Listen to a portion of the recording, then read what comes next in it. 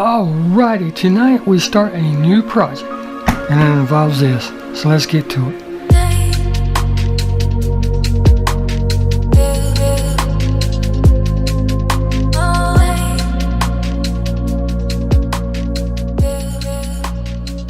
Today we're going to be doing a build for the Four Horsemen Diecast Challenge. This month being February, it's NASCAR, but we're not going to do just a car. We're going to do something a little bit different for a great legend, Dale Earnhardt. So let's get to it. It's a nice casting, but we need to look at it better, and the only way to do that is to get it out of this. So let's get it out. Alright, I put the magic get it out of the pack stuff in there, and as you can see, it's starting to work around the edges, and here in just a second it should just about fall right out. Look at that. Alakazam, and that quick, she's out. So let's prop it open so it won't reseal itself. And let's look at this bad boy. Holy cow. She's a beauty. I gotta tell you, she is a beauty. Not perfect, but she is a beauty. Now I'm just going to go ahead and tell you to start with, this is going to be kind of a tribute truck for a car driver. And you'll understand when we start painting it and all that good stuff and putting the decals on it. But we're going to have to do a few things to it, and we'll talk about that after we get all this paint off of it. And the first thing we got to do to get the paint off of it is to get this bad boy cracked open. So let's get her drilled apart. As always, I'm going to put a little bit of oil on here to keep everything lubricated and all that great stuff. And that's what this is going to be. It's going to be a tribute to a NASCAR driver that we no longer have with us. That being Mr. Dale Earnhardt. So this bad boy is going to be black, number 3, all that great stuff. NASCAR wheels put on it, everything, the whole kit and caboodle.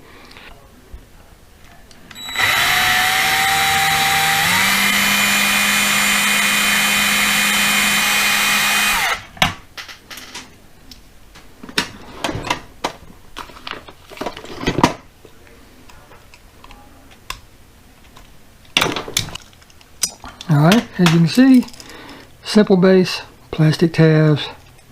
We might be able to save that. Chrome interior, chrome grill, chrome everything. That's definitely not going to stay that way. I might actually try to strip that and repaint everything, because Earnhardt didn't have any chrome. But here's the gist of everything. As you can see, it's a really short post, but thank goodness it goes into the fuel cell or battery cover, whatever the heck that is. So we've got enough to work with, and we've definitely got enough on that front. So now I got to drill it and tap it, or at least drill it for the screws. I'm gonna go ahead and warn y'all, if y'all ever do this, be careful with the bed. Because once you start drilling down in there, there's something about it where it's just a lot softer. And I mean, I went in there pretty quick, so I just stopped and back out, and yeah, we got her drilled out in no time. I normally don't tap these, but I'm just because I want to go ahead and tap this one. But I just wanted to warn y'all, if you ever decide to do one of these yourself, for whatever reason, when you go in this back post with the drill bit, I mean, it goes quick. So go slow, go gentle with it, and that way you won't drill through. Because if you drill through that, you're going to have to do something about it. But there are ways around. I mean, you can put a tonneau cover, you know, a piece of styrene. You can cover it if you go through it. So it's not the end of the world if you do. I'm just letting you know ahead of time that it goes real quick when you go to drilling it. I always knock the burrs and stuff off of the post so that it goes back in the base just that much easier, because we don't want any difficulties putting this thing back together. Some people don't use screws, they like to leave it, and that's fine, because what will happen is you can snap it back together with the metal that's left on here. But that's not what we're shooting for with our build, because we're going to be putting screws on this. So I want it, and in case I have to take it back apart, you know, like if I put it together and when I get it together I see something I don't like, I want to be able to take it back apart easily, and you know, all that good stuff. And during shipping I don't want it to come apart. So there's many reasons why I use screws. It's up to you. You don't have to, but you know, I use them. That's all that matters, is what you want to do. But while we've got it, give it a quick once over and see if there's anything that we really need to address right this second. And I don't see anything except a very rough casting line right there, but that's part of the hood, so I think I'm going to leave that. I think I'm going to leave it. We'll see whenever we get it stripped. I can see there's some rough edges right there, and there's some rough edges right here I'm going to have to take care of. But I want to see if that's the paint or if it's the metal. And the only way to do that is what? That's right, put it in the stripper. So, with that being stated, let's put some screws in it, and then we'll put it in the stripper. Look how easily that goes in when you tap it. But the only problem I have found with tapping them with the screws that I use and the drill bit that I use, if you aren't careful when tightening them down, it is super easy to pull the threads out. So all you want to do is go until it's snug and stop. And you can see there's a lot of threads left on this, and that's fine. I can grind it down, I can cut it down, whatever, if the screw ends up being too long. In the end, we won't know that until we go to do assembly, and that's no problem to fix. I mean, just a quick little snip with the cutters, because that's what these holes are for. Put your screw in there, snips it right off. But there's that. Oh, I meant to get the stripper out. Well, here we go. We've got the stripper out. We'll see what this thing looks like whenever we take it out. I'm going to sand off the door handles because NASCAR doesn't have door handles. And I don't know if I'm going to do the bed line or not. We'll see when we get there. But she's done run off track and got stuck up just like they all do. So we'll see this bad boy tomorrow and pull it out of the stripper. But we're going to put everything up for now. There's no scratches or gouges in that because it's a new casting, so I don't have to worry about that. Again, this is not going to stay like this. I might drop it into the super clean and strip all that off, because it's not going to stay like this. I don't know what color I'm going to go with yet. I don't know. Wait a minute. I'm going to have to think. I may or may not do something like this. The cars talk to me when I'm doing it. I'm sorry. I go in it with one idea, and then I end up changing because I really like having the red interior, because on some of Dale's older cars, the interior was red. So I really like the look of it whenever I just go over it with the translucent red paint and then black out the front and black out the rear. I don't know. We'll see when we get there. I'm not that far along yet, but here's a quick little tip about taking these off. You can see it's got the tabs, right? Well, all you gotta do is take something like this, stick under there, push down on one, and gently pull up and they pop right out. Look at that. Again, just gently push up on one side, stick it under there as close as you can without forcing it to the tabs, push down on the wheel and then pull up, and boom, they go flying across the room. But they come off that easy because we're not going to be reusing these.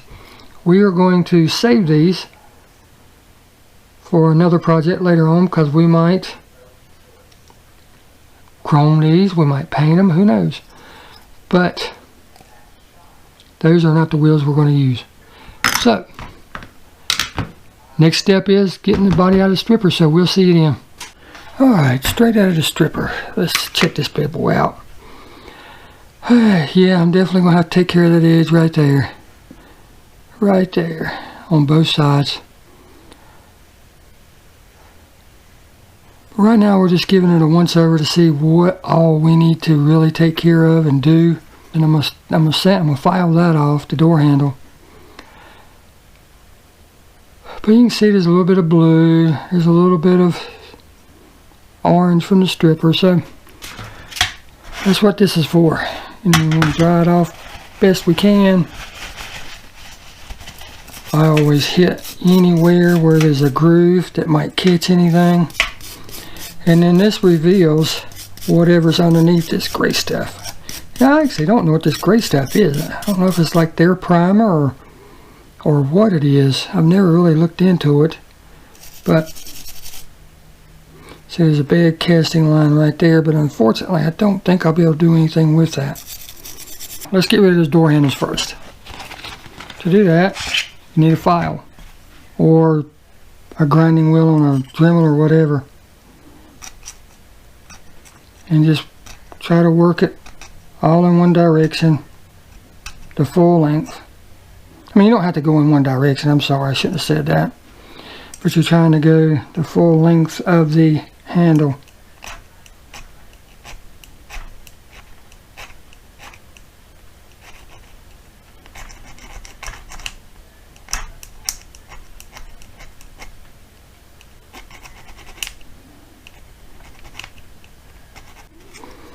And like that, that one's gone.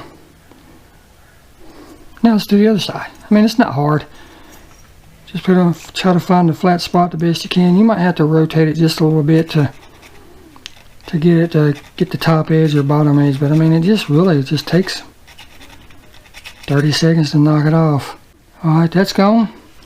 And while we've got it out, we're just going to run it the full length of the bed rail to knock off that sharp edge that we spotted. I went ahead and decided to hit the roof too. You can see those marks in there, and I can feel them with my fingernails. I don't know what that's from, but their primer and stuff that they use had that covered, because I did not see, well, I kind of did see it in the paint to start with. Before we stripped it, I kind of thought it was there, but I wanted to see if I could sand any of it away, and it looks like I got some of it, but not all of it. Alright, we're done with the 80. Now I'm going to hit it with, what is that, 150, and then I'll hit it with 320. And that's just making the scratches smaller and smaller until we get up to the 320, and that will give us a good overall finish. Now I'm just going to hit the doors in the other areas where I hit it with the file with the 150, and then we'll hit the whole thing with the 320. Well, here we are. I've got the body all painted and everything. I think it looks pretty cool. Nice shiny black, and it will pop whenever I clear coat it. But that's not how it's going to stay. I still got to do the interior. I went over the front and the back with the same paint, but I didn't prime it because I wanted some of the chrome to kind of look like a black chrome, if you will, because I knew that without priming it, that the paint would settle on it, and any ridges it would reveal. I just think that that made it have a nice little detail to it. So the interior is done. I've got the base done, and we're going to put the decals on. And what decals are we going to use? We're going to make this an Earnhardt car. Bet you didn't see that coming. Nah. Earnhardt, you either loved him or you hated him. There was no in between. I personally liked him. He made him and others like the Allison gang and the Alabama gang and all them made NASCAR what it became. And now it's gotten so far away from it, it's kind of a shame. But anyhow, this is what we're going to put on there. And I'm going to use the stripes to go along the bottom. And of course the number 3 and a few other decals. So with that being stated, let's get some of this stuff cut out. Try to keep this all as much as I can. So that's going to go there like that. I want this slid back, so I'm going to have to do these individually. But that's okay. We can handle it. So there's one side. This will go right here. Of course, the 3 will go on the door, and the other ones will go on the front. So let me cut out the ones for the other side, and we'll get to this.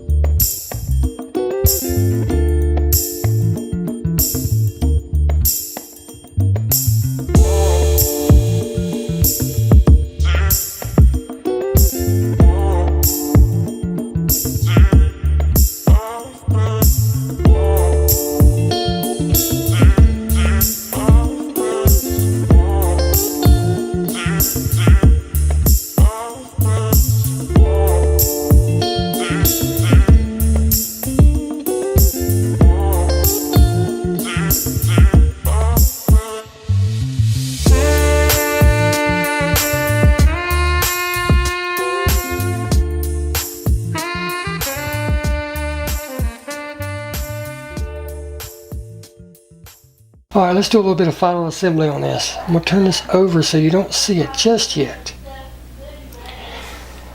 I've got the base all finished.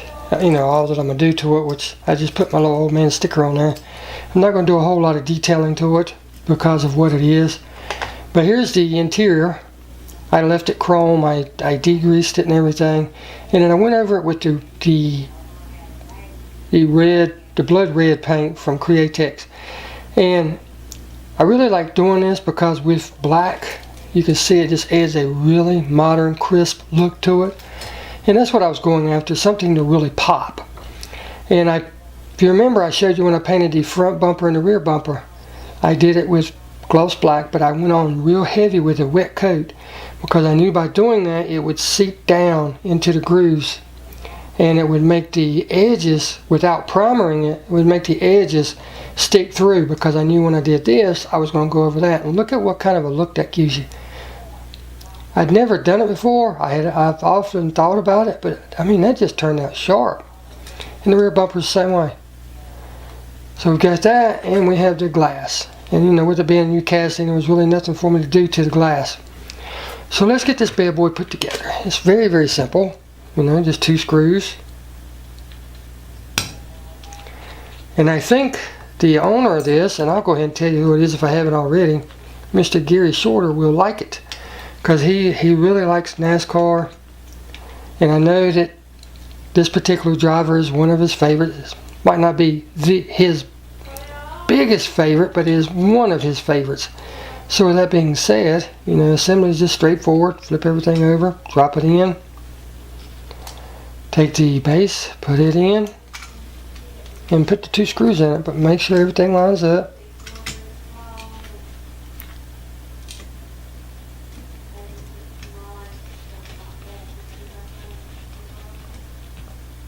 Drop the screws in it. Uh-oh, get back in there. And this thing is finished. I hope that Gary likes this. Like I said, he'll know that he likes his NASCAR and everything. And this is something that's definitely different. And he didn't know he was getting it. I finally slipped and told him that he was getting something, but he has no idea as to what. So with that being stated, let's take some beauty shots of this bad boy and show you what we got. If you remember correctly, this is what we started out with. You know, the Chevy pickup truck. It's a gorgeous casting, blue and white. Looks really good and everything. And you know, it's 1967 model, one of the all-time favorites of Chevy. Chevrolet has a record with their trucks. I mean, the 69, the 68, the 67, the square bodies. You know, they've always hit home runs with their pickup trucks and everything. And this is no different. You know, this looks really cool the way it is. But as always, we can do better. So this is what I came up with. Thank you so very much for watching. And we'll see you in the next video. Take care. It might be this. Whoever gets back to to the start-finish line. They'll get the white and the yellow together. Lake Speed and John Andretti tangle as the leaders head for turn number 3. Andretti and Spencer got together. This could be the Daytona 500. Bobby Labonte goes to the outside. Labonte up high. Earnhardt uses the lap car of Rick Mast as a pick. 20 years of trying, 20 years of frustration. Dale Earnhardt will come to the caution flag to win the Daytona 500.